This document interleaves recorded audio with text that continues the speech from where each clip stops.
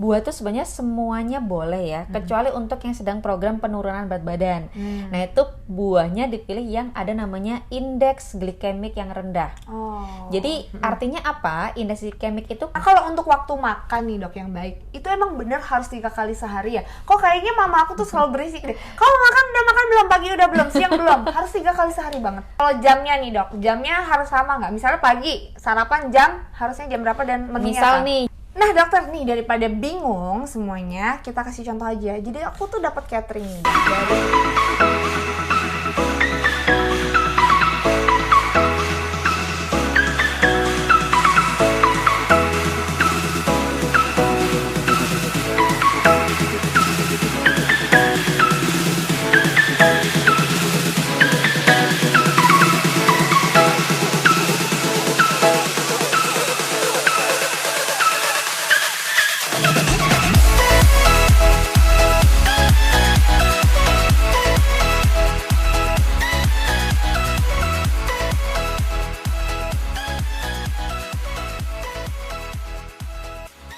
tambahannya. Berarti untuk sehari-hari buah-buahan yang dibutuhin apa aja?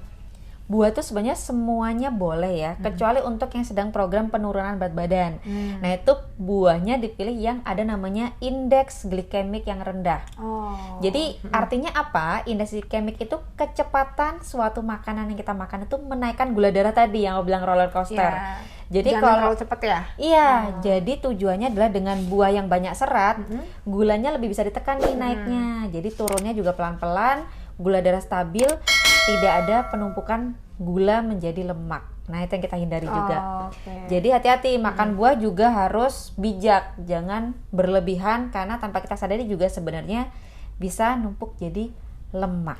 Oh, jadi segala sesuatu yang berlebihan itu nggak baik. Ya. Ternyata memang ya. Nah, tadi kan berarti yang kita butuhkan dalam sehari-hari adalah karbohidrat, protein, lemak, vitamin dan mineral. Yap. Selain itu ada lagi nggak? Vitamin dan mineral itu termasuk air? Enggak. Tapi di dalam air tuh juga ada mineralnya. Tapi cairan itu tujuannya adalah untuk menghidrasi tubuh kita. Karena tubuh kita untuk bekerja dengan optimal itu juga butuh cairan yang cukup. Termasuk untuk diet, ya. Diet itu metabolisme atau mesin tubuh kita kerjanya bagus kalau cairan kita tercukupi. Oh, jadi butuh banget ya? Butuh banget. Oke, nah dok, kalau untuk orang tadi kan kita udah bisa bedain ya, berarti badan yang besar sama badan yang kecil itu porsi makanannya itu bisa diatur sendiri ya. Jadi kalau misalnya badan besar kayak tadi proteinnya bagusnya kita satu tangan, kita seperti tadi kita ukur dengan badan kita sendiri.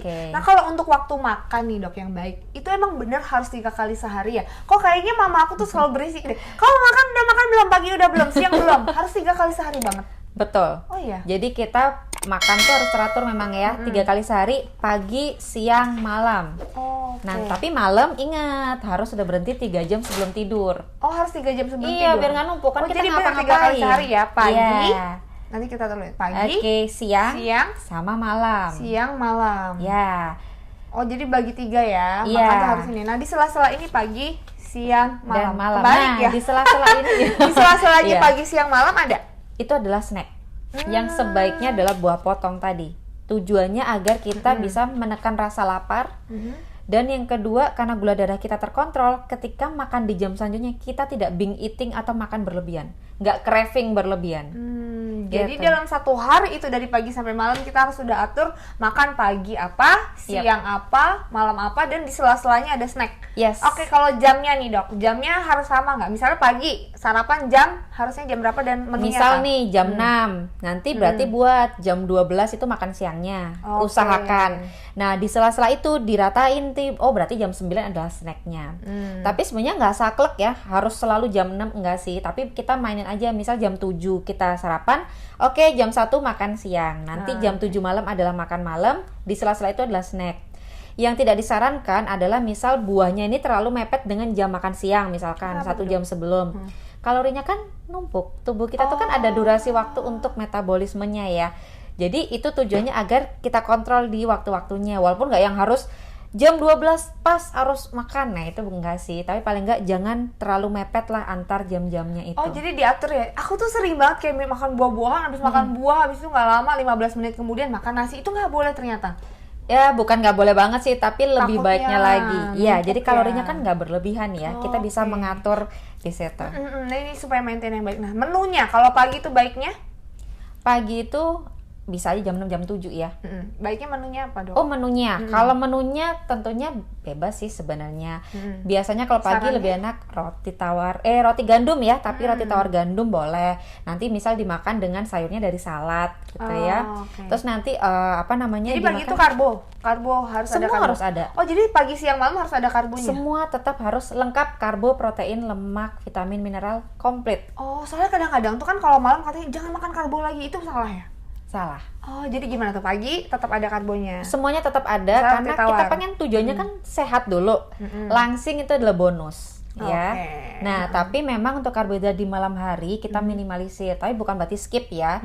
Karena sebenarnya mungkin teman-teman juga ada yang belum ngerti, di sayur pun itu juga ada karbohidratnya.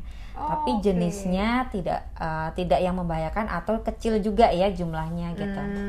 Oke kalau gitu menunya berarti tadi pagi apa? Seperti roti tawar Misal gandum roti ini tawar contohnya. gandum, ya. Terus kita misal makan sambil telur di omelet, tapi sebisa mungkin tanpa penambahan minyak nih, gitu ya. Terus kita tambah dengan salad, atau mungkin bisa juga makan nasi merah, terus dengan lauk ikan misalkan ya. Jangan lupa tahu tempenya juga harus dikonsumsi. Sama tadi setengah piringnya adalah sayur. Oke, Gitu. itu untuk pagi. Pagi. Kalau Nah, siang? Nah, siang sama malam itu kalau yang pengen praktis sebenarnya menunya sama aja. Yang pagi yang beda kan. Nah, pagi sama siang siang sama malam ya. Misalkan, oke lagi pengen nasi nasi coklat gitu ya. Oke, sama makan ayam di bumbu ungkep atau mungkin di opor juga boleh. Terus nanti dengan tahu tempenya diolah misalkan bareng-bareng di opor. Jadi masaknya sekalian kan. Biar praktis. Nah, jangan lupa sayur lagi. Nah, itu sayurnya sebenarnya terserah ya. Bisa kangkung, bisa misalkan kita olahan capcay. Jadi di situ udah ada brokoli, wortel, jamur keputren, jadi gitu. Jadi kita variasikan.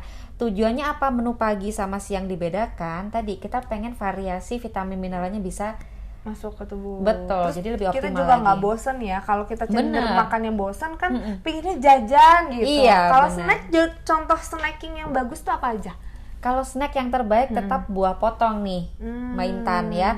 Tapi memang kalau memang kita sesekali lagi pengen pancake. Nah, itu ada tips-tipsnya nih. Contoh lagi pengen pancake daripada pakai tepung, kan tepung ini sebisa mungkin dikurangin ya. Iya, terus gimana? Jadi pakai kalau aku oat di blender. Oh iya, Iya bisa kan? ya. Oat di blender, dikasih telur, terus nanti campurin tergantung. Kalau gurih kita bisa campur dengan potongan sayur kayak misal bayam dipotong kecil-kecil. Atau kalau versi manis ya kita bisa dengan misal buah pisang. Oh iya. Jadi kita variasiin tapi sebisa mungkin minimalisir dari bahan-bahan yang kurang bagus untuk diet kita. Iya, oke. Nah dokter nih daripada bingung semuanya kita kasih contoh aja. Jadi aku tuh dapat catering nih dok dari Belly Fit. Oh dari Belly Fit. Terus ini tuh nih katanya kalorinya 474 kalori. Lihat nih. Wow, ada makaroni, keju, terus ada saladnya. Terus ini apa nih? Ayam ya? Sate ayam ya, Sate kayaknya, ayam. sama sayur ya. Sama sayur sama ada apa nih? Dressing Ada salad dressing. ya. Dressing salad sama ada apa nih telur. Putih telur. Nah ini dok, ini coba dong dok, gimana sih? Kita ini bedah bareng ya. bareng-bareng. Oke, Ini mungkin bisa kita mendekat jadi, ya. Ini jadi salah satu contoh kan, berarti? Iya benar. Nah ini adalah contoh karbohidratnya ya. Ya kita bisa karbohidratnya misalkan dari makaroni. Tetapi ini kalau kita lihat dia sepertinya di bake dan minim dari lemaknya karena kelihatan ini nggak begitu moist. Tapi itu justru bagus moist karena maksudnya minyaknya nggak ada. ya kan minyaknya kan kalau berlebihan gitu iya. ya, lebih Oke, moist. oke. Kemudian ini yang bagus kedua adalah dia ada protein hewaninya. Kita lihat di sini ya.